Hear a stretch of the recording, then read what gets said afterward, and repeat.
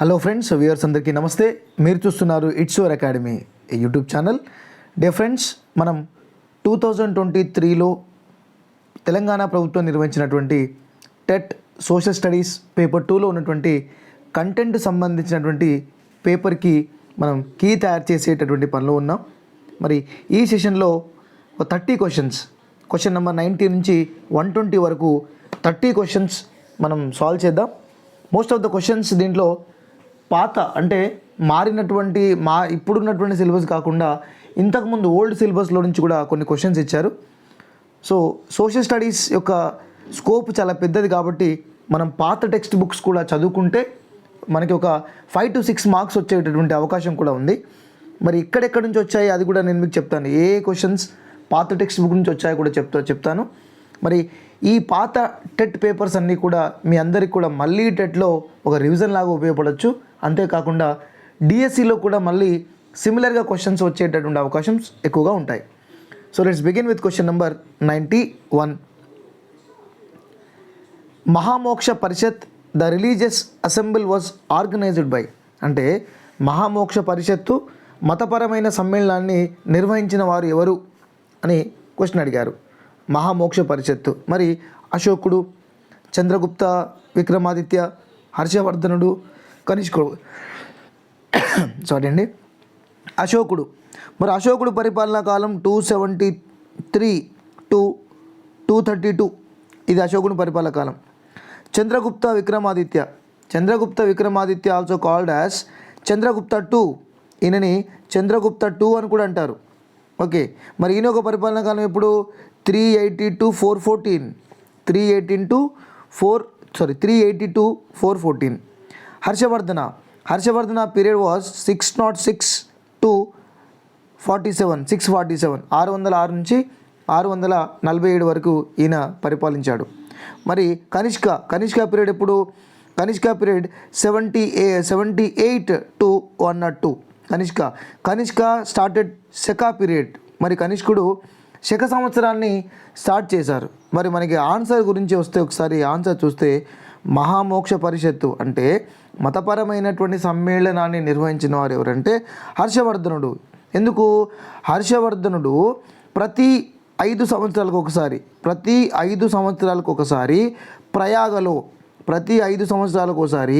ప్రయాగలో తను సంపాదించిందంతా కూడా దాన ధర్మం చేసేవారు. సో దీన్ని మహామోక్ష పరిషత్తు అన్నారు. మరి హర్షవర్ధన్ యొక్క మతం ఏంటి? హర్షవర్ధన హీ బిలాంగ్స్ టు శైవ, హీ బిలీవ్డ్ శైవ. ఆయన శైవ మతస్థుడు లేదా శైవ మతాన్ని ఆదరించిన వ్యక్తి.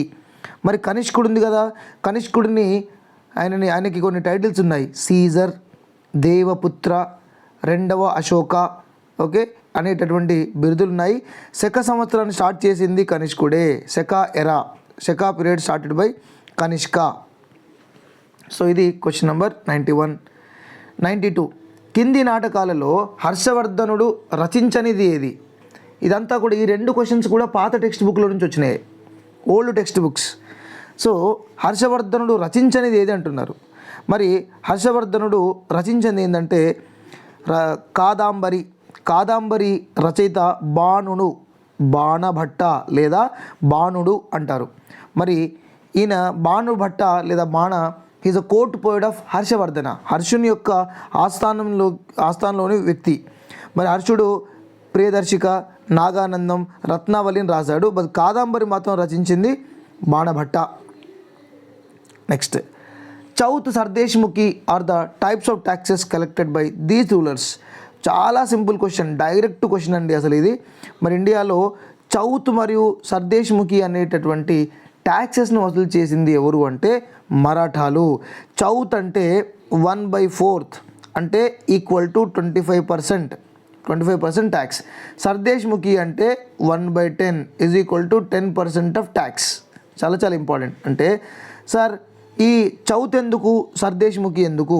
బికాస్ సర్దేశ్ముఖి ఆయన ఇది ప్రజల నుంచి పన్ను వసూలు చేయడం. మరి సర్దేశ్ముఖి ఏంటి? ప్రజలకు రక్షణ కల్పించడం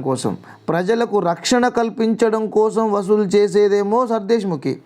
మరి ప్రజల యొక్క ఆదాయం నుంచి వసూలు చేసేదేమో చౌత్, ప్రజల యొక్క ఆదాయం నుంచి వసూలు చేసేది ఇది చౌత్ అనమాట. సో మరి విజయనగర పాలకులు దాంట్లో అమరా అనే రెవెన్యూ సిస్టమ్ ఉంది.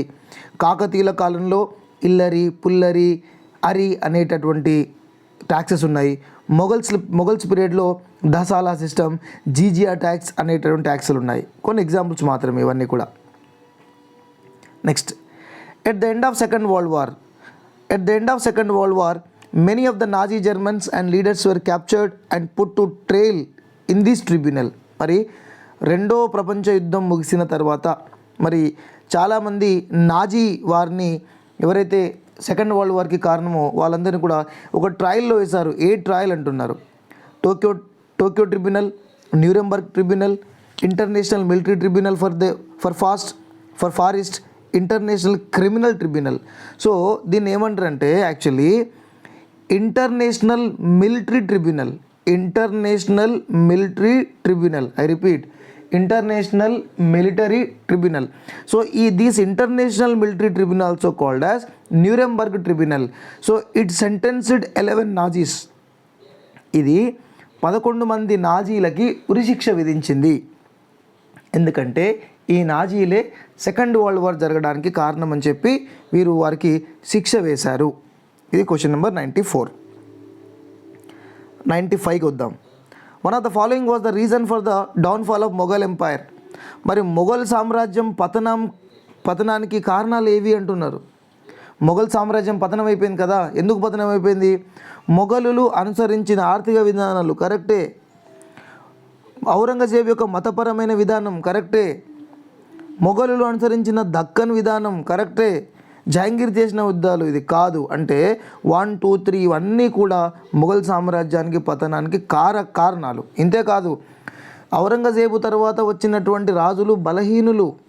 ఔరంగజేబు ఈ మొఘలుల యొక్క ఆర్థిక పరిస్థితి కూడా దిగజారింది. విధానాలు ఆర్థిక పరిస్థితి దిగజారడానికి కారణాలయ్యాయి. అది కూడా గుర్తుపెట్టుకోండి. అంటే అంతేకాకుండా బ్రిటిష్ వారి నుంచి దాడులు కూడా ఎక్కువ అయ్యాయి, ఇన్వాషన్ కూడా జరిగింది బ్రిటిష్ వారి దగ్గర నుంచి. ఇవన్నీ కూడా మొఘల్ సామ్రాజ్యం పతనానికి కారణాలు. అంటే ఇక్కడైతే యాడ్ స్కోర్ 1, 2, 3 అయితే రైట్ ఆన్సర్ అండి. కానీ ఏది ఇస్తే మాత్రం లాస్ట్ రైట్ అవుతుంది. అన్నీ అడిగారు కాబట్టి, కారణాలు అడిగారు కాబట్టి ఇవన్నీ కూడా. Among the following the representative of third estate who declared themselves national assembly. మరి మనకి 1789లో ఫ్రెంచ్ రెవల్యూషన్ జరిగింది. ఎప్పుడు జరిగింది ఫ్రెంచ్ రెవల్యూషన్? మరి ఆ ఫ్రెంచ్ రెవల్యూషన్ జరిగే టైంలోనే first estate, second estate, third estate వారందరూ కూడా పన్నులు విధించాలి అనేటటువంటి ఒక పద్ధతి పైన వాళ్ళందరూ కూడా కలిశారు ఒక దగ్గర. అప్పుడు థర్డ్ ఎస్టేట్ వాళ్ళందరూ కూడా అందరికీ సమానమైన ప్రాతినిధ్యం ఉండాలి అని చెప్పడం జరిగింది. సో రాజు లేదు థర్డ్ ఎస్టేట్ వాళ్ళే పన్నులు కట్టాలి, ఫస్ట్ ఎస్టేట్, సెకండ్ ఎస్టేట్ వాళ్ళు కట్టరు అని చెప్పడంతో ఇక్కడ మీరాబ్యూ తర్వాత అబిసేస్ బెయిలీ నాయకత్వం వహించినటువంటి 3వ ఎస్టేట్ వారు, థర్డ్ ఎస్టేట్ ప్రజలు. ఓకే, 3వ ఎస్టేట్ అంటే అత్యధికమైనటువంటి మధ్యతరగతి పేద వ్యవసాయానికి చెందినటువంటి ప్రజలందరూ కూడా థర్డ్ ఎస్టేట్ వారు. పన్నులు మాత్రం కట్టే బాధ్యత వీరిదే. మొదటి ఎస్టేట్లో ఉన్నటువంటి మతాధిపతులు, రెండో ఎస్టేట్లో ఉన్నటువంటి రాజులు, రాజకుటుంబీకులు వీళ్ళందరూ కూడా వీరు కట్టే పన్నులతోనే అధికారం చెలాయించేవారు. సో ఇప్పుడు వీళ్ళేం అడుగుతున్నారు? నో, అందరూ ఈక్వల్ రిప్రజెంటేషన్ ఉండాల్సిందే. సో అందరికీ ఈక్వల్ ఓటు, 1 పర్సన్కి 1 ఓటు ఉండాల్సిందే అని చెప్తున్నారు. సో దానికి రాజు ఒప్పుకోలేదు. అయితే అప్పుడు ఉన్నటువంటి థర్డ్ ఎస్టేట్ లీడర్స్ ఉన్నటువంటి మీరాబ్యూ, అబిసేస్, బెయిలీ వీళ్ళందరూ కూడా అసలు మేమే ఎక్కువ మంది ఉన్నాము, మాదే జాతీయ అసెంబ్లీ అని చెప్పుకున్నారు. వాళ్ళే ప్రకటించుకున్నారు, జాతీయ అసెంబ్లీగా ప్రకటించుకున్నారు ఫ్రెంచ్ రెవల్యూషన్లో. Next question number 97. కింది వాటిలో బిస్మార్క్ నాయకత్వంలోని జర్మనీ ఏకీకరణతో సంబంధం లేనిదాన్ని గుర్తించండి. జర్మనీ ఏకీకరణ, యూనిఫికేషన్ ఆఫ్ జర్మనీ, ఇది మనకి 9th క్లాస్లో నుంచి వచ్చినటువంటి క్వశ్చన్. మనకి ఎమ్స్ టెలిగ్రామ్, ఇది జర్మనీ ఏకీకరణతో సంబంధించిందే. లియోపార్డ్ II అండ్ ఇసాబెల్లా అనేటువంటి రాణి ఉంటారు. Leopold II and Isabella, Spain రాణి ఇసాబెల్లాని తీసేయాలని చెప్పి అక్కడ గొడవ చేస్తారు. అప్పుడు లియోపార్డ్ టూ రాజు అవ్వాలని ప్రయత్నం చేస్తాడు. సో ఈ ఎమ్స్ టెలిగ్రామ్ ఆయన ఎమ్స్ నగరం నుంచి, స్పెయిన్లోని ఎమ్స్ నగరం నుంచి బెర్లిన్లో ఉన్నటువంటి బిస్మార్క్కి లెటర్ రాస్తారు. ఓకే, బిస్మార్క్ వాళ్ళ రాజుకి లెటర్ రాస్తారు. సో ఇదంతా కూడా జర్మనీ ఏకీకరణతో సంబంధం ఉన్నది. Franco Prussian war, yes, Franco Prussian war ఎప్పుడు జరిగింది? 1871. ఫ్రాంక్ఫర్ట్ ఒప్పందం ఎప్పుడు జరిగింది? 1871. అంటే ఫ్రాంకో ప్రషియన్ యుద్ధం తర్వాత జరిగిందే ఫ్రాంక్ఫర్ట్ ఒప్పందం. అంటే ఫ్రాన్స్కి ప్రషియాకి మధ్య యుద్ధం జరిగింది. ఎప్పుడు? 1871లో. ఈ యుద్ధం జరిగిన తర్వాత జరిగినటువంటి సంధి ఏంటి, అగ్రిమెంట్ ఏంటి, ట్రీటీ ఏంటి? ఫ్రాంక్ఫర్ట్ ఒప్పందం. అంటే దీన్ని బట్టి మీకు 3 ఎమ్స్ టెలిగ్రామ్, ఫ్రాంకో ప్రషియన్ యుద్ధం, ఫ్రాంక్ఫర్ట్ ఒప్పందం, ఈ 3 కూడా జర్మనీ యూనిఫికేషన్తో, జర్మనీ ఏకీకరణతో సంబంధం ఉన్నాయి. మరి వాటర్లూ మాత్రం సంబంధం లేదు. వాటర్లూ ఎందుకు సంబంధం లేదంటే వాటర్లూ అనేది 1815లో జరిగింది. ఎవరెవరు జరిగింది? నెపోలియన్ వర్సెస్ 7 దేశాల ప్రజలకు, 7 దేశాల రాజులకు జరిగింది. స్పెయిన్, ఫ్రాన్స్, బ్రిటన్ వీళ్ళందరూ కలిసి ఈ నెపోలియన్ని ఓడించారు. ఓకే, ఇది ఎప్పుడు జరిగింది? 1815. నెపోలియన్ చివరిసారిగా ఓడిపోయినటువంటి యుద్ధం వాటర్లూ యుద్ధం. సో ఇది సంబంధించినది. So answer 4. కింది వాటిలో ఏది భారతదేశంలో ప్రత్యక్ష పన్ను కాదు? ఇది ప్రతి ఎగ్జామినేషన్లో దాదాపు గ్యారంటీ క్వశ్చన్ అనుకోండి. జిఎస్లో కూడా ఇస్తున్నారు ఈ క్వశ్చన్. ఏది డైరెక్ట్ ట్యాక్స్, ఏది ఇండైరెక్ట్ ట్యాక్స్? మిత్రులారా, నేను ఒక ట్రిక్ చెప్తాను, గుర్తుపెట్టుకోండి. సో డైరెక్ట్ ట్యాక్స్ అనుకుందాం, డిఏ అని రాస్తున్నాను, డైరెక్ట్ ట్యాక్స్ గుర్తుపెట్టుకోవాలంటే మీరు wipro.co.in అని గుర్తుపెట్టుకోండి. wipro.co.in విప్రో డబ్ల్యూఈ అంటే వెల్త్ ట్యాక్స్. డబ్ల్యూఈ అంటే ఏంటి? Wealth tax. మరి ప్రో అంటే ఏంటి? Property tax. ప్రో అంటే ప్రాపర్టీ ట్యాక్స్. సిఓ అంటే ఏంటి? Corporate tax. ఐఎన్ అంటే ఏంటి? Income tax. అంటే wealth tax, property tax, corporate tax, income tax ఇవన్నీ కూడా డైరెక్ట్ ట్యాక్స్లోకి వస్తాయి. ఓకే, మరి ఇప్పుడు ఇండైరెక్ట్ ట్యాక్స్ చూద్దాం. Okay, indirect taxes. మరి ఇండైరెక్ట్ ట్యాక్సెస్ ఏంటి? ఇండైరెక్ట్ ట్యాక్స్లో మీరు గుర్తుపెట్టుకోవాల్సింది ఎక్స్క్యూజ్ మీ అని గుర్తుపెట్టుకోండి. ఎక్స్ అంటే ఎక్సైజ్ పన్ను. సియు ఉంది కదా, దీన్ని కస్టమ్ ట్యాక్స్ అంటారు. Customs tax. మరి ఎస్ఈ ఉంది కదా, ఎక్స్క్యూజ్ మీ అంటే కస్టమ్ ట్యాక్స్. మీ ఉంది కదా, మీ ఉంటే దీన్ని మార్కెట్ ట్యాక్స్ అని కూడా అంటారు. Market tax. ఎం ఉంది కదా, ఎంని మార్కెట్ ట్యాక్స్. ఈ ఉంది పక్కన, దీన్ని ఎంటర్టైన్మెంట్ ట్యాక్స్ అంటారు. మార్కెట్ ట్యాక్స్ని మనం దేంతో రిప్లేస్ చేసాం? వ్యాట్ అంటాం, జిఎస్టీ. ఓకే, వ్యాట్ కాస్త మళ్ళీ ఏమైంది? జిఎస్టీ అయింది, జిఎస్టీ. సో ఎక్స్క్యూజ్ మీలో ఎక్స్క్యూజ్ మీ అని గుర్తుపెట్టుకుంటే ఈఎక్స్ అంటే ఎక్సైజ్ ట్యాక్స్. ఓకే, సియు ఇది కస్టమ్ ట్యాక్స్. ఓకే, తర్వాత ME market tax and entertainment tax అని కూడా చెప్పవచ్చు మనం. ఓకే, సో ఇదండి డైరెక్ట్ ట్యాక్స్, ఇండైరెక్ట్ ట్యాక్స్. తర్వాత ఐక్యరాజ్య సమితి భద్రతా మండలిలో శాశ్వత సభ్యులు కాని వారిలో 5 ఈ దేశాలకు చెందినవారు. మరి మనకు తెలుసు ఏంటి? యుఎన్ సెక్యూరిటీ కౌన్సిల్లో 15 నేషన్స్ ఉంటాయి. Total 15 nations in UN security council. దాంట్లో 5 ఏంటి? Permanent nations. 5 are permanent nation, 10 are temporary nations. ఇది మనకు తెలిసిందే. మరి దాంట్లో పర్మనెంట్ నేషన్స్ అన్నీ కూడా ఏ నేషన్స్? పర్మనెంట్ నేషన్స్ ఏంటి? America, Britain, China, France, Russia. America, Britain, China, France, Russia. మరి ఈ కంట్రీస్ అన్నీ ఏ కంట్రీస్ అంటే దీంట్లో ఐరోపా కంట్రీ ఉంది, లాటిన్ అమెరికా, ఐరోపా, పశ్చిమ ఐరోపా ఉన్నారు, లాటిన్ అమెరికా, తూర్పు ఐరోపా ఉన్నారు. సో దాంట్లో పర్మనెంట్ నేషన్స్లో లేని వాళ్ళు ఎవరు? మన ఆఫ్రికా, ఆసియా దేశాలకు చెందిన వారు మాత్రం లేరు. ఆసియా దేశాలకు చెందిన వారు మాత్రం ఎక్కువ మంది లేరు, ఒక చైనా తప్ప. అది. So answer first 1. నెక్స్ట్, భారతదేశం ఈ సంస్థలో సభ్య దేశం కాదు. ఇండియా దేంట్లో మెంబర్షిప్ లేదు ఇండియాకి. మరి ఇండియాకి దేంట్లో మెంబర్షిప్ లేదు? సార్క్లో ఇండియా మెంబరే, బ్రిక్స్లో ఇండియా మెంబరే, యుఎన్ఓలో ఇండియా మెంబరే. So G7 India is not a member. G7లో ఎవరెవరు ఉన్నారు? UK, US, Canada, UK, US, Canada, Germany, okay, France, Japan, Italy. ఇవన్నీ కూడా, ఇవి 4, ఈ 3, 7, ఇవన్నీ కూడా G7లో నేషన్స్ మెంబర్స్. Question number 101. ఒక క్యాల్కులేషన్ ఇచ్చారండి. వై ఉత్పత్తికి జిఎస్టీ రేటు 28%, వై గరిష్ట రిటైల్ ధర 6,400, అప్పుడు ఆ వస్తువుపై ప్రభుత్వానికి పన్నుగా చెల్లించాల్సిన మొత్తం ఎంత? సో మరి మీరు ఇది కొంచెం క్యాల్కులేషన్ చేయాలి. మనం క్యాల్కులేషన్ చేస్తే 1400 వస్తుంది ట్యాక్స్. సో ఇది క్యాల్కులేషన్ సంబంధించింది. సో మీరు చూసుకోండి ఒకసారి, 1-2 సార్లు క్యాల్కులేట్ చేసుకోండి, తప్పుంటే చెప్పండి. 102. In India the tax on these is an example of trade barrier. ఇది మన 10th క్లాస్ గ్లోబలైజేషన్లో వచ్చినటువంటి question. What is barrier on trade? ఏంటంటే అసలు బ్యారియర్ ఏంటి? ఇంపోర్ట్స్ అంటే దిగుమతుల పైన పన్ను వేయడం అనేటటువంటిది బ్యారియర్. ఎందుకంటే వేరే దేశం నుంచి ఒక వస్తువులు మన దేశానికి రావాలి అంటే ఎక్కువ పన్ను వేసారనుకోండి వాటి మీద, వాడు రాడు, వాడు పంపించాడు. సో తక్కువ పన్ను వేసామనుకోండి వాడు వచ్చి అమ్ముకుంటాడు. సో ట్యాక్స్ ఆన్ ఇంపోర్ట్స్ అంటే దిగుమతులపై పన్ను వేయడం అనేటటువంటిది బిజినెస్కి చాలా ఇబ్బందికరమైనది, చాలా భారమైనది. ఓకేనా? అది ఒక అవరోధంలా పనిచేస్తుంది. Next question number 103.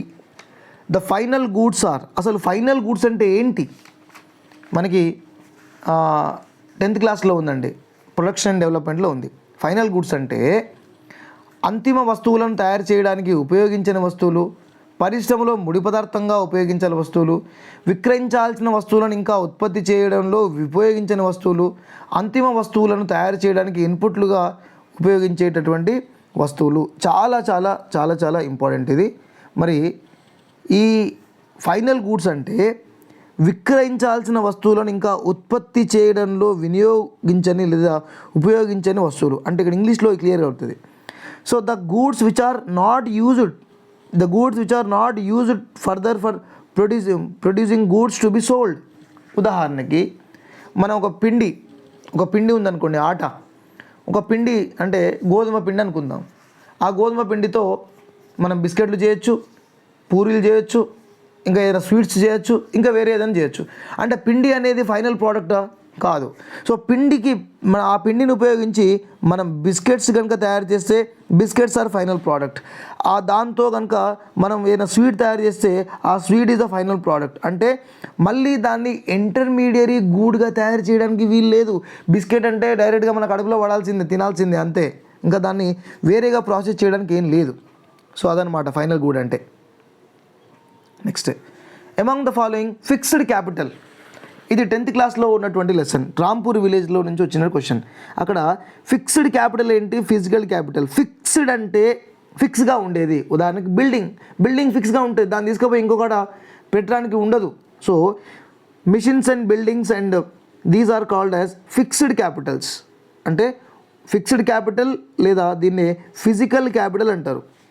Physical capital or fixed capital అంటే ఇవి ఒకే చోట స్థిరంగా ఉంటాయి, స్థిరాస్తులు. ఓకే, స్థిరంగా ఉంటాయి. మరి ఇంకో క్యాపిటల్ ఉంటుంది. ఏంటి అది? అది మనీ క్యాపిటల్. మనీ క్యాపిటల్ అంటే అర్థం ఏంటంటే the money require for the raw material. ఇక్కడ చూడండి, the money required for the purchasing of raw material is called as money capital.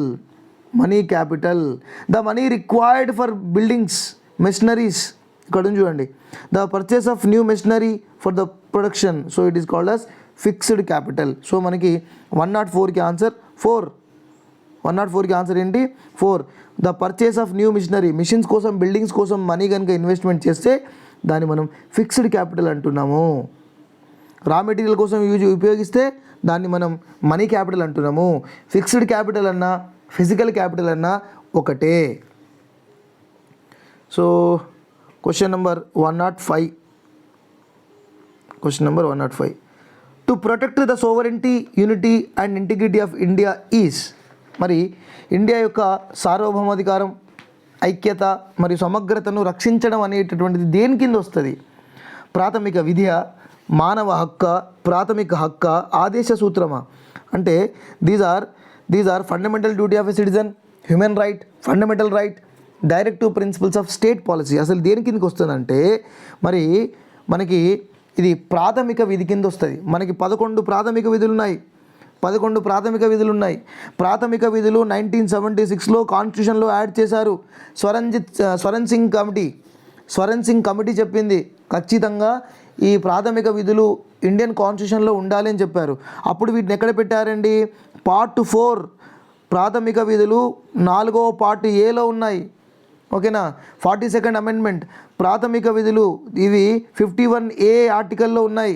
51A నుంచి స్టార్ట్ అయ్యాయి. Article number 51A. మరి ప్రాథమిక విధులు ఎక్కడి నుంచి తీసుకున్నారు? రష్యా నుంచి తీసుకున్నారు.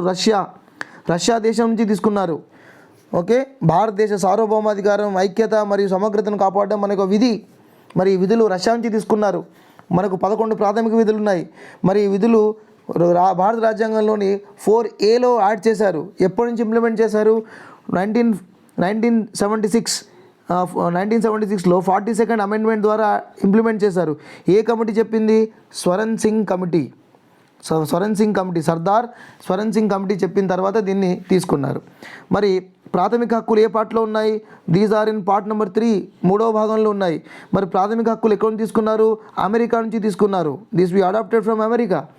ఓకే, తర్వాత ఆదేశ సూత్రాలు ఏంటి? దీన్ని DPSPs అంటారు, directive principles of state policy. ఇది ఎక్కడి నుంచి తీసుకున్నాం మనం? These are we have bought from Ireland. వీటిని మనం ఐర్లాండ్ నుంచి తీసుకున్నాము. సో ఇదండి క్వశ్చన్ నెంబర్ 105 అయిపోయింది. 106. ఓకే, కింది వాటిలో భారత రాజ్యాంగం యొక్క సమాఖ్య లక్షణం కానిదేది? Which is not a federal feature అంటున్నారు. ఫెడరల్ అంటే ఏంటి? 2 ఉంటాయి. అన్ని చోట్ల 2 ఉంటే ఫెడరల్. కానీ ఇండియాలో అన్ని చోట్ల 2 లేవు. అందుకే దాన్ని మనం ఏమంటున్నాము? India is a quasi federal. India అనేటటువంటిది క్వాసీ ఫెడరల్ అంటే అర్ధ సమాఖ్య అంటాం. ఇండియాని అర్ధ సమాఖ్య అంటాం. ఇండియా కంప్లీట్గా యూనిటరీ కాదు, కంప్లీట్గా ఫెడరల్ కాదు. మరి ఫెడరల్ కాకుండా ఉండడానికి అసలు ఏం అడ్డుకుంటుంది అంటే చూద్దాం. పార్లమెంట్ ఎగువ సభలో రాష్ట్రాల ప్రాతినిధ్యం, ఎస్ ఇది కరెక్టే. రాష్ట్రాల పరిపాలన, ఆల్ ఇండియా సర్వీసెస్ సిబ్బంది యొక్క పాత్ర, ఇది కాదు. కేంద్రం మరియు రాష్ట్రాల మధ్య అధికారాల పంపిణీ, కేంద్ర రాష్ట్రం మధ్య సంబంధాలు. చూడండి, కేంద్రం రాష్ట్రం సంబంధాలు 2 సంబంధాలు, కేంద్రం రాష్ట్రాల మధ్య అధికారాలు 2 అధికారాలు. పార్లమెంట్ ఎగువ సభలో రాష్ట్రాల ప్రాతినిధ్యం, లోక్సభ, రాజ్యసభ. అంటే ప్రతి చోట్ల 2 ఉన్నాయి. కానీ రాష్ట్రాల పరిపాలనలో ఆల్ ఇండియా సర్వీసెస్ సిబ్బంది యొక్క పాత్ర అనేటటువంటిది ఇది సమైక్య లక్షణం కాదు, యూనిటరీ లక్షణం. దీన్ని ఏకకేంద్ర లక్షణం అంటుంది. దీన్ని ఏకకేంద్ర లక్షణం. So answer is 2. సమైక్య లక్షణం కానిది అడుగుతున్నారు. మరి ఈ రెండో ఆప్షన్ ఏ లక్షణం? ఏకకేంద్ర రాజ్యం యొక్క లక్షణం. అంటే ఇండియా యొక్క సిబ్బంది రాష్ట్రాల్లో పనిచేస్తున్నారు అంటే ఇది ఏకకేంద్ర రాజ్యం యొక్క లక్షణం. Next question number 107. కింది వాటిలో UN జనరల్ అసెంబ్లీకి సంబంధించి సరైన దాన్ని గుర్తించండి. ఇది వీటో అధికారాన్ని కలిగి ఉంటుంది. మరి ఇది వీటో అధికారాన్ని కలిగి ఉంటుందా? చూద్దాం.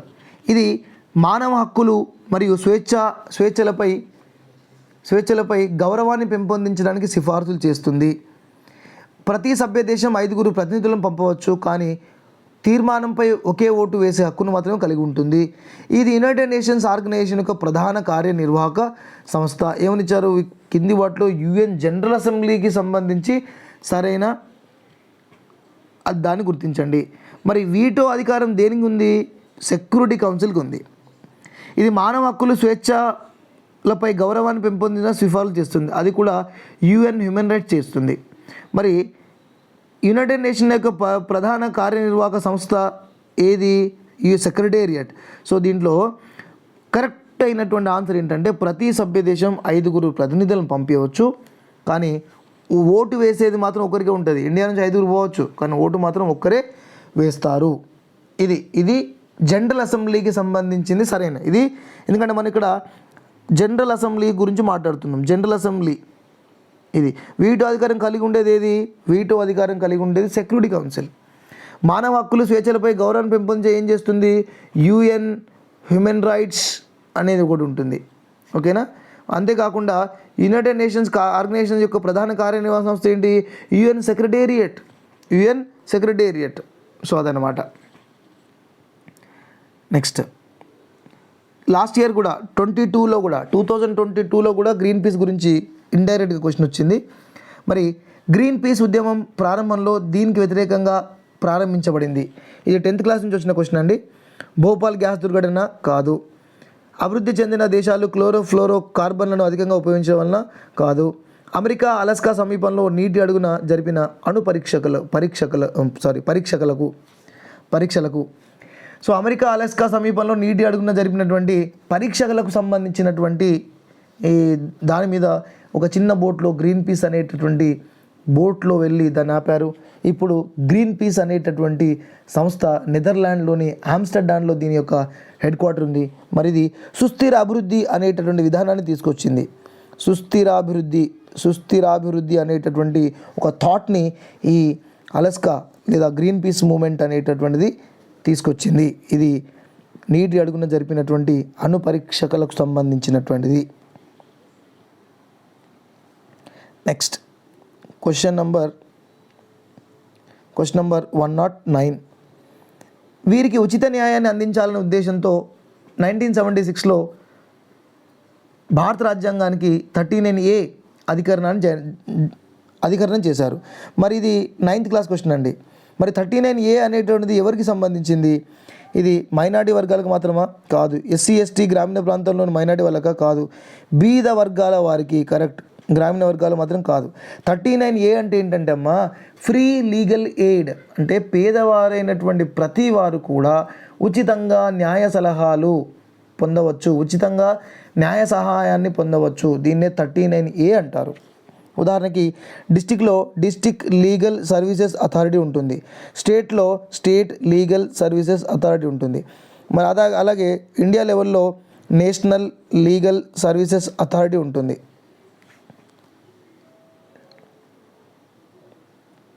Next question number 110. కింది వాటిలో భారత రాష్ట్రపతి విధులకు సంబంధించి సరికానిది ఏది? రాష్ట్రపతి విధులు చూద్దాం.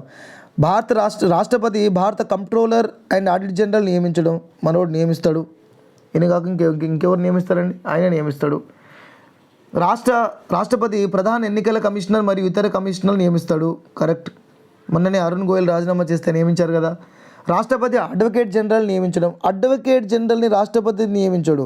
అడ్వకేట్ జనరల్ నియమించేది గవర్నర్. రాష్ట్రాలలో ఉన్నటువంటి గవర్నర్ నియమిస్తాడు. ఓకే. సో రాష్ట్రపతి రాజ్యసభకు 12 మంది సభ్యులను నామినేట్ చేయడం, 2 లోక్సభకు 2 సభ్యులను నామినేట్ చేయడం. సో మరి రాష్ట్రపతి అయితే అడ్వకేట్ జనరల్ని నియమించడు. మరి ఆయన ఈ పైన కంట్రోలర్ హెడ్ జనరల్, ఎన్నికల కమిషనర్, ఈ లోక్సభ రాజ్యసభ సభ్యులకి నామినేట్ చేస్తాడు. So wrong answer. రాష్ట్రపతి మనకి అడ్వకేట్ జనరల్కి అయితే నియమించడు, గవర్నర్ చేత నియమించబడతాడు. Next question number 111. భారత రాజ్యాంగం ప్రకారం కింది వాటిలో ఒకదానిని పార్లమెంట్ సాధారణ మెజారిటీతో సవరించడం సాధ్యం. ఇక్కడ సింపుల్ మెజారిటీ ఇక్కడ సింపుల్ మెజారిటీ అన్నారు, సాధారణ మెజారిటీ. సింపుల్ మెజారిటీ కొన్నిటికి సింపుల్ మెజారిటీ కాదండి, కొన్నిటికి స్పెషల్ మెజారిటీ కూడా అవసరం. మరి పౌరసత్వానికి సంబంధించిన నియమాలు సింపుల్ మెజారిటీతో సరిపోతుంది. ప్రాథమిక హక్కులకు సంబంధించిన విషయాలు సింపుల్ మెజారిటీతో సరిపోవు. కొత్త రాష్ట్రాల ఏర్పాటు, తెలంగాణ ఏర్పాటైంది ఏ మెజారిటీతో? సింపుల్ మెజారిటీతో. రాష్ట్రాల సరిహద్దు మార్చడం సింపుల్ మెజారిటీతో. సో ప్రాథమిక హక్కులకు సంబంధించినటువంటి విషయం మాత్రం ఇది సింపుల్ మెజారిటీతో కుదరదు. దీనికి ప్రత్యేకమైనటువంటి మెజారిటీ లోక్సభ మరియు రాజ్యసభలో 2/3 మెజారిటీ, స్పెషల్ మెజారిటీ కావాలి.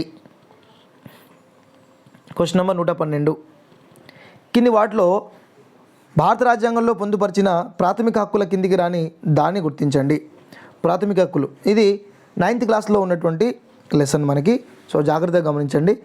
భారతరత్న, పరమవీర చక్ర వంటి అవార్డులను గ్రహీత బిరుదుగా ఉపయోగించకూడదు. కరెక్టు. ఈ అవార్డులకు సంబంధించింది ఆర్టికల్ నెంబర్ 18. అవార్డులకు సంబంధించింది ఏంటి, ఆర్టికల్ నెంబర్ 18 చెప్తుంది. సమాన పనికి సమాన వేతనం, సమాన పనికి సమాన వేతనం 39D చెప్తుంది. ఓకే, తర్వాత మనకి అంటరానితనం ఆర్టికల్ నెంబర్ 17 మరియు జీవించే హక్కు వ్యక్తిగత స్వేచ్ఛ ఆర్టికల్ నెంబర్ 21 వ్యక్తిగత స్వేచ్ఛ, మనేకా గాంధీ కేస్. సో మరి దీంట్లో భారత రాజ్యాంగంలో పొందుపరిచిన ప్రాథమిక హక్కుల కిందికి రాంది. మరి దీంట్లో ఏది ప్రాథమిక హక్కుల కిందికి రాదు? సమాన పనికి సమాన వేతనం అనేటువంటిది ఇది డైరెక్టివ్ ప్రిన్సిపల్స్ అండ్ స్టేట్ పాలసీలో ఉంది. Directive principles and state policy ఇవన్నీ కూడా article number 18, article number 17, article number 21. So ఇవన్నీ కూడా ప్రాథమిక హక్కులు. నెక్స్ట్ ఇప్పుడు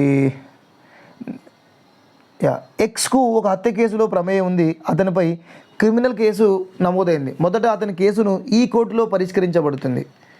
ఒక విలేజ్, ఒక టౌన్ ఉంది, ఆ టౌన్కు దగ్గరలో ఉన్నటువంటి ఆ జ్యుడిక్షన్లో సంబంధించినటువంటి దాంట్లో హత్య జరిగింది. అప్పుడు మొదటగా అతను ఎక్కడ ప్రవేశపెడతారు? అసిస్టెంట్ సెషన్ కోర్ట్స్, హైకోర్టు, జిల్లా court, session court. Session court అంటే క్రిమినల్ కోర్టు, సెషన్ కోర్టుని ఏమంటారు? క్రిమినల్ కోర్టు అంటారు. మరి ఆయన ఎక్కడ ప్రవేశపెడతారు? చేసింది క్రిమినల్ కాబట్టి క్రిమినల్ కోర్టులో ప్రవేశపెడతారు. మరి అది మొదటగా అతన్ని ప్రవేశపెట్టేది సెషన్స్ కోర్ట్. ఎక్కడ? Assistant session court. చిన్న టౌన్లో ఉన్న కోర్టు ఉంటుంది కదా, ఆ పరిధి పక్కల దగ్గర. సో అక్కడ కనుక కాకపోతే అది మళ్ళీ సెషన్ కోర్టు, సెషన్ కోర్టు కాకపోతే మళ్ళీ హైకోర్టు, అలా వెళ్ళొచ్చు.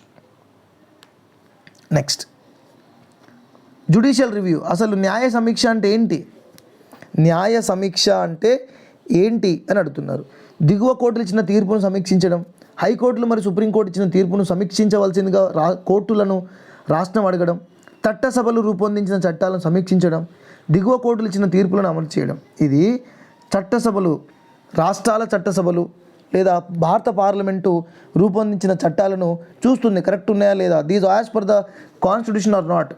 If it is beyond to the constitution it will be ఏమంటారు వాటిని యాక్సెప్ట్ చేయదు, ఇట్ విల్ బి క్యాన్సల్డ్, వాటిని రిస్ట్రక్ట్ చేస్తుంది, స్టక్ డౌన్ కొట్టేస్తుంది, ఇవి రాజ్యాంగం పరిధిలోకి రావు అంటుంది.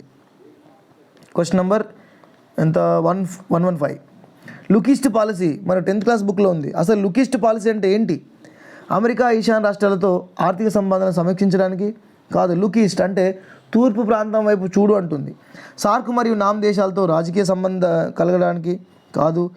ఆగ్నేయ ఆసియా మరియు తూర్పు ఆసియాతో రాజకీయ సంబంధాలు సమీక్షించడానికి. అంటే భారతదేశం ఇలా ఉంది కదా, భారతదేశం ఇలా ఉన్నప్పుడు భారతదేశాలకి చుట్టుపక్కల ఉన్నటువంటి ఈ ఈస్ట్ దేశాలతో మంచిగా సంబంధాలు కల్పించడం కోసం ఇండియా ఆగ్నేయ ఆసియా మరియు తూర్పు ఆసియా దేశాలతో మంచి రాజకీయ సంబంధాలను కొనసాగించడానికి, సమీక్షించడానికి. యూరోపియన్ దేశాలతో రాజకీయ మరియు ఆర్థిక సంబంధాలను సమీక్షించడానికి. సో రైట్ ఆన్సర్ ఈస్ ఆగ్నేయ ఆసియా మరియు తూర్పు ఆసియా దేశాలతో రాజకీయ సంబంధాలను పటిష్టం చేయడానికి. ఓకే, క్వశ్చన్ నెంబర్ 115 అయిపోయింది. 116. ప్రపంచంలో అత్యధిక సంఖ్యలో భూకంపాలు మరియు అగ్నిపర్వత కార్యకలాపాలు పసిఫిక్ మహాసముద్రపు అంచున ఉన్న పసిఫిక్ రిమ్ చుట్టూ సంభవిస్తాయి. ఎందుకంటే ఇది 9th క్లాస్లో ఉన్నటువంటి క్వశ్చన్. మరి ఎందుకు జరుగుతాయంటే టెక్టోనిక్ ప్లేట్ సరిహద్దులు పసిఫిక్ మహాసముద్రం మధ్యలో కేంద్రీకృతమై ఉండడం వల్ల కాదు. అన్ని పెద్ద మరియు చిన్న టెక్టోనిక్ ప్లేట్స్ పసిఫిక్ మహాసముద్రం కదులుతుండడం వల్ల కాదు. పసిఫిక్ మహాసముద్రం ప్రపంచంలోని అతిపెద్ద సముద్రం కావడం అది కాదు. టెక్టోనిక్ ప్లేట్ సరిహద్దులు పసిఫిక్ బేసిన్ చుట్టూ ఉండడం వల్ల. ఎస్, ఇది 4వది కరెక్ట్. టెక్టోనిక్ ప్లేట్స్ యొక్క సరిహద్దులంతా కూడా, ఈ బౌండరీస్ అంతా కూడా ఇట్లా, ఇదంతా బౌండరీ, ఈ బౌండరీ అంతా కూడా ఈ పసిఫిక్ మహాసముద్రం చుట్టూ ఉండడం వల్ల దీన్ని పసిఫిక్ రిమ్ ఆఫ్ ఫైర్ అంటారు. ఓకే, 117. కింది వాటిలో భౌతిక పటాలు వీటిని చూపించవు. ఫిజికల్ మ్యాప్ వేటిని చూపించదు. వాతావరణం మరియు వాతావరణ యొక్క అంశాలు ఓకే. వృక్ష సంపద ఓకే. రాతి రకాలు మరియు ఖనిజాల పంపిణీ చూపించదు. భౌగోళిక లక్షణాలు చూపిస్తుంది. ఓకే, సో మనకి రాతి రకాలు, ఖనిజాల పంపిణీ ఇది సపరేట్గా మినరల్స్ మ్యాప్ ఉంటుంది, దాంట్లో మాత్రం చూపిస్తాయి. సో దేన్ని చూపించవు అంటే రాతి రకాలు మరియు ఖనిజాల పంపిణీని చూపించవు. నెక్స్ట్, ఆగ్రా మరియు డార్జిలింగ్ ఒకే అక్షాంశంలో ఉన్నప్పటికీ జనవరిలో ఉష్ణోగ్రతలు ఆగ్రాలో 16 డిగ్రీల సెల్సియస్గా మరియు డార్జిలింగ్లో 4 డిగ్రీ సెల్సియస్గా ఉన్నాయి. దీనికి గల కారణం, సో ఆగ్రా మరియు డార్జిలింగ్, ఆగ్రా ఉత్తరప్రదేశ్లో ఉంది, డార్జిలింగ్ వెస్ట్ బెంగాల్లో ఉంది. మరి డార్జిలింగ్ బాగా కొండల్లో, కోనల్లో, గుట్టల్లో చాలా ఎత్తులో ఉంటుంది. సో మనకు తెలుసు కదా, భూమి నుంచి పైకి పోయే కొలదు ప్రతి 1000 మీటర్లకి 6.4 డిగ్రీ సెల్సియస్ టెంపరేచర్ తగ్గుతుంది. 6.4 డిగ్రీ సెల్సియస్ తగ్గుతుంది. మరి డార్జిలింగ్ దాదాపుగా 1800 మీటర్ల దాకా ఉంటుంది. సో ఆగ్రా మాత్రం సముద్ర మట్టానికి అంత ఎత్తులో ఉండదు కాబట్టి మరి అక్కడ టెంపరేచర్ ఖచ్చితంగా వేరీగా ఉంటుంది. అంటే డార్జిలింగ్లో టెంపరేచర్ చాలా తక్కువగా ఉంటుంది కదా. సో డార్జిలింగ్ ఆగ్రా కంటే ఎక్కువ ఎత్తులో ఉండడం వల్ల, అంటే డార్జిలింగ్ కొండల్లో ఉంటుంది, మొత్తం గుట్టల్లో ఉంటుంది, డార్జిలింగ్లో టీ వండుతుంది. ఆగ్రా ఉష్ణమండల ప్రాంతంలో, డార్జిలింగ్ ఉప ఉష్ణమండల ప్రాంతం కాదు. సముద్ర తీర ప్రాంతంలో 2 ప్రదేశాల మధ్య వైవిధ్యం ఉండడం వల్ల కాదు. రెండు ఒకే అంశాంశంలో ఉన్నప్పటికీ రేఖాంశాలపై ఉండడం వల్ల ఇది కూడా కాదు. సో కరెక్ట్ ఆన్సర్ ఏంటి అంటే డార్జిలింగ్ ఆగ్రా కంటే ఎత్తులో ఉంది, కొండల్లో గుట్టల్లో ఉన్నది. కానీ ఆగ్రా ఎక్కడున్నది? ప్లెయిన్లో ఉన్నది, మైదానాల్లో ఉన్నది. అందువల్ల మనకి డార్జిలింగ్ చాలా చల్లగా ఉంటుంది. డార్జిలింగ్లో 4 డిగ్రీ సెల్సియస్ ఉంటే ఆగ్రాలో 16 డిగ్రీ సెల్సియస్ ఉంటుంది. క్వశ్చన్ నెంబర్ 119, హరిత విప్లవం అంటే ఏంటి? హరిత విప్లవం అంటే ఎంఎస్ స్వామినాథన్ మరి వరల్డ్లో నార్మన్ బోర్లాగ్ తీసుకొచ్చినటువంటి విధానం. మరి ఇది రొయ్యల పెంపకం గురించా? కాదు. రొయ్యల పెంపకం ఆధునిక పద్ధతుల కాదు, వ్యవసాయ పద్ధతులను సంస్కరించి దిగుబడిని పెంపొందించడం. ఇది ఇండియాలో 1964-66లో తీసుకొచ్చారు. 1964-66లో తీసుకొచ్చారు. దీనివల్ల యూపీ, హర్యానా చాలా బెనిఫిట్ వచ్చాయి. ఎస్పెషల్లీ వీట్ క్రాప్ బాగా బెనిఫిట్ అయింది దీనివల్ల. Wheat crop largely benefited. So ఇది 120 క్వశ్చన్, లాస్ట్ క్వశ్చన్. మిగతా ఇంకో 30 క్వశ్చన్స్ మనం తర్వాత డిస్కస్ చేద్దాం. హిమాచల్ ప్రదేశ్లోని మనాలి, లడఖ్లోని లేహ్తో చండీగఢ్ను కలుపుతూ ప్రపంచంలో ఎత్తైన రహదారి. మరి మనకి భారత్మాల, పర్వతమాల అనేటటువంటి ఒక రీసెంట్గా మనకి భారత ప్రభుత్వం కూడా తీసుకొచ్చింది.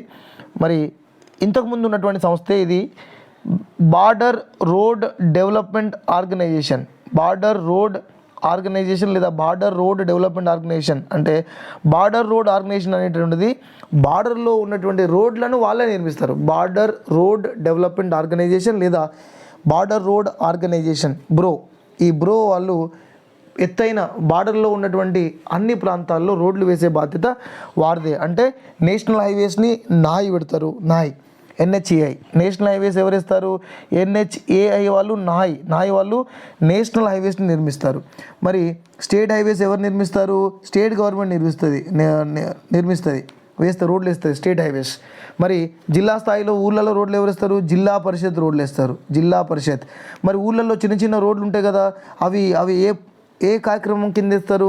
అవి ప్రధానమంత్రి గ్రామీణ సడక్ యోజన, PMGSY, గ్రామీణ సడక్ యోజన. మీరు చూడండి, ఊర్లలో చిన్న సింగిల్ రోడ్ కనుక ఉంటే అక్కడ బోర్డు ఉంటుంది, ప్రధానమంత్రి గ్రామీణ సడక్ యోజన పథకం అని ఉంటుంది. సో ఇదన్నమాట. డియర్ ఫ్రెండ్స్, 30 క్వశ్చన్స్ డిస్కస్ చేసాం. మిగతా 30 క్వశ్చన్స్ నేను ఇంకో వీడియోలో పెడతాను, ఎందుకంటే ఇప్పటికే 40 మినిట్స్ దాటింది మన వీడియో. సో మీకైతే అర్థమైంది అనుకుంటున్నాను.